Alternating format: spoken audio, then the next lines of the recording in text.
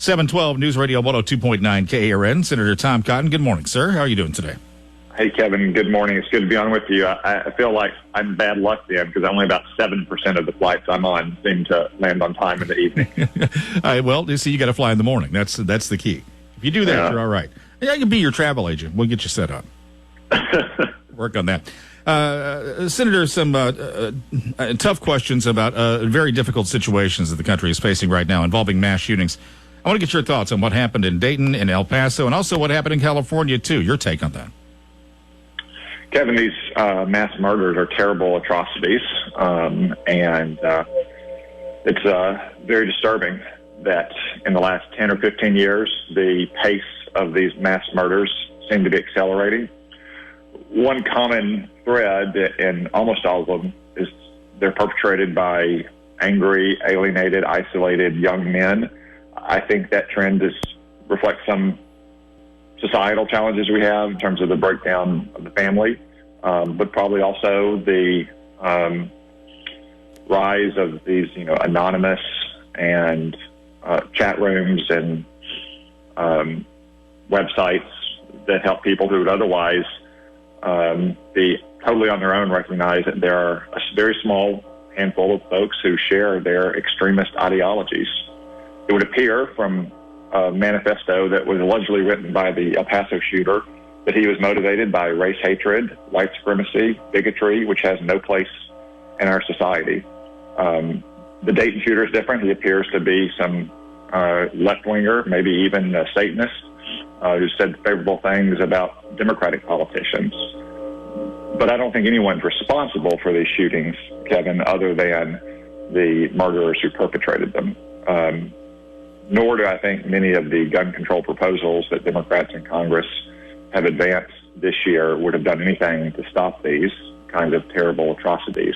What we should do, though, is take a look at our mental health system and especially how it interacts with our background check system for firearms to ensure that these people who are, by all indications, a danger to society and a danger to themselves can also get access to firearms. I know that our legislature and the governor is going to take a look at those, and Senator Graham and President Trump have proposed legislation that would make it easier for states to do that, provide them with federal resources. I think that's something we ought to take a careful look at as well. Senator Tom Cotton, is rhetoric a part of what's happening? Kevin, ultimately, the persons responsible for these terrible atrocities are the murderers themselves. I know many on the left would blame the president. I don't blame Elizabeth Warren for the fact that one of her admirers in Dayton killed 9 people on Saturday.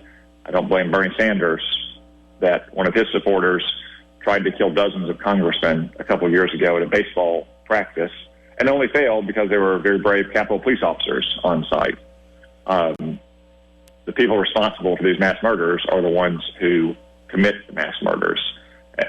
I think we can always try to seek the better angels in our nature in political debates or in day-to-day life, but part of it also means that we ought not try to amp up and increase the rhetoric in moments of tragedy when we still have dozens of families mourning the loss of a loved one or praying that a loved one recovers fully.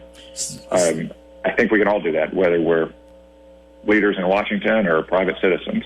Senator Tom Cotton, should there be changes to gun laws? So you mentioned red flag laws also, too. Should there be changes to mental health?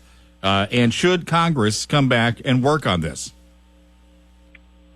So, Kevin, I want to make a difference. I don't want to just make a point. Some of the laws that the Democrats have passed on the House on a party line basis would not have stopped these 2 shootings or any other of recent shootings, to my knowledge.